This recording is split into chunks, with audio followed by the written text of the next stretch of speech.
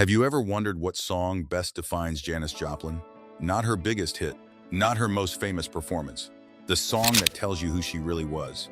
And before we get into this, if you love the stories behind classic music, the moments where a song becomes a turning point in someone's life, make sure you're subscribed and stick around. Because today we're not doing a standard biography.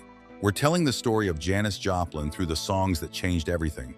And honestly, by the end of this video, I think you'll realize something. Janis Joplin wasn't just one of the greatest female rock singers ever. She may have packed more living into 4 years than most artists do in 40. So let me ask you a question right now. If Janis Joplin had lived, would we be talking about her the same way we talk about Stevie Nicks, Joni Mitchell, Linda Ronstadt? Or would she have become something even bigger? Keep that question in the back of your mind, because we're coming back to it. What good can drinking do? Let's start before the fame.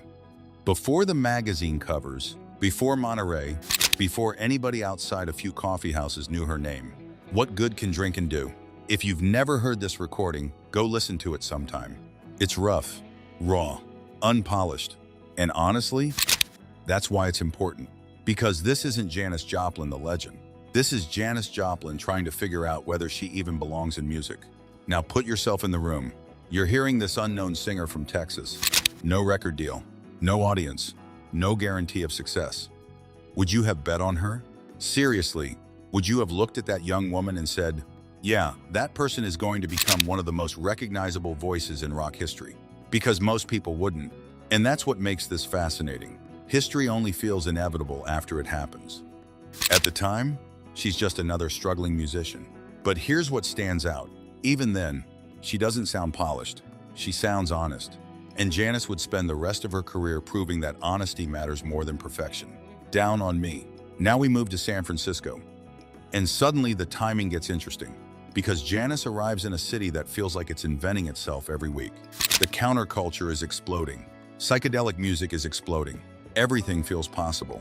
And she joins Big Brother and the holding company. Now let me ask you something. Have you ever watched a band where one member clearly feels different? Not better, different. Like the chemistry changes when they walk into the room. That's Janis. And people noticed it almost immediately. Audiences would come to see Big Brother. Then they'd leave talking about Janis. Now imagine being the rest of the band. How do you handle that? Because success creates tension, especially when one person starts attracting most of the attention. And that's exactly what starts happening. Ball and chain. Now we're at Monterey Pop Festival. And honestly, if Janis Joplin never recorded another song after this moment, she'd still be remembered. That's how powerful it was. Let me put you in that audience. It's 1967. You've already seen great performers. You've already heard incredible music. And then this woman walks on stage, no giant reputation, no legendary status. Not yet. Then she starts singing Ball and Chain. What happens next becomes music history.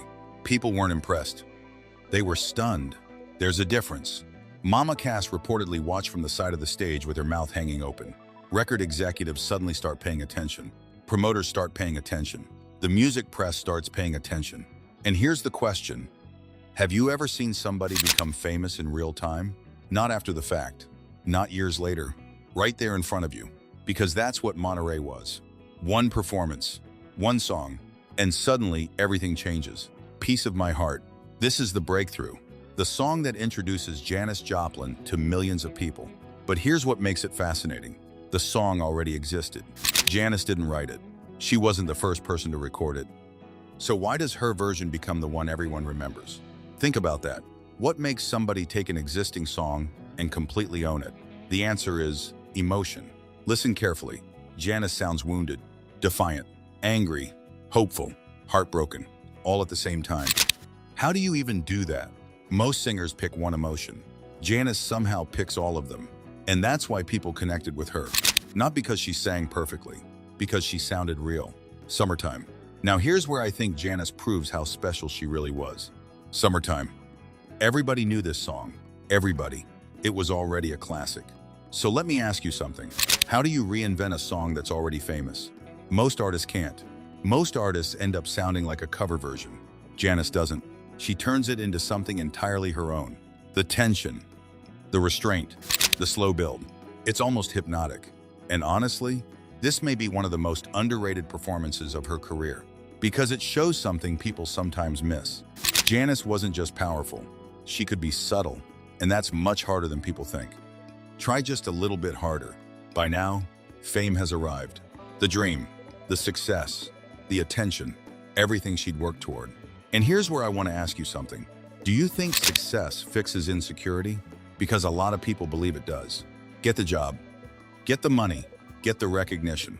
Then you'll be happy, right? Janis's story suggests otherwise. Because while her career keeps climbing, her personal life becomes more complicated. The crowds get bigger. The loneliness doesn't necessarily get smaller. And that's one of the saddest lessons in music history. Success changes your circumstances. It doesn't automatically change you. Cosmic blues. This is where things get messy. Critics start questioning her direction. Some fans aren't sure about the new sound. And Janis finds herself in a position every great artist eventually faces. Do you give people what they expect, or do you grow? Because those two things aren't always compatible. And here's something I've always wondered. How many great albums were attacked simply because audiences wanted more of the old version? It happens constantly. People say they want artists to evolve, until they actually do. Then everybody complains. Janis was living through exactly that tension. Move over. Now we get to the chapter that always breaks my heart. Because things finally seem to be coming together. The Full Tilt Boogie Band. New confidence. New chemistry. New momentum. People around her start noticing a change. There's optimism again. And here's the question. What if this was the beginning instead of the ending? Because that's what it feels like. A fresh start. A new chapter. Maybe even the best chapter. And nobody knows what's coming. Mercedes-Benz. One take. No instruments. No safety net. Just Janis. Now think about how unusual that is. Most artists spend hours chasing perfection.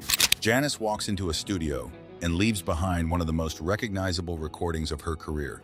And here's the part that gets me. It happens just days before her death. Nobody knows it at the time. Nobody realizes they're witnessing one of the final chapters. Because life doesn't work that way. We only understand the significance later. Me and Bobby McGee. And finally, the song that becomes her goodbye.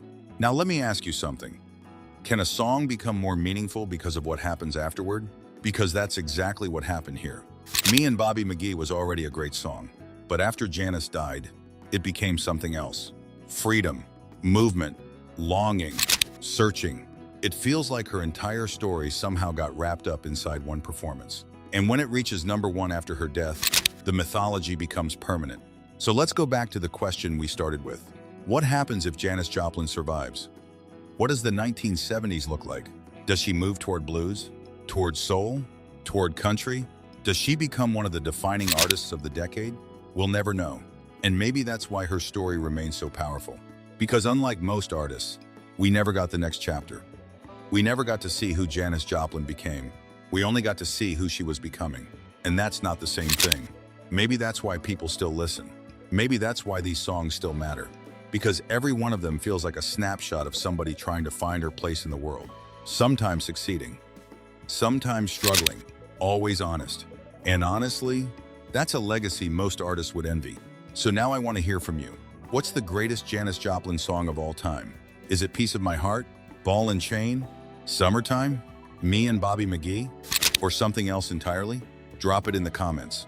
And if you're just here to spend some time with one of the most unforgettable voices ever captured on tape, relax and spark one up. Keep that turntable spinning.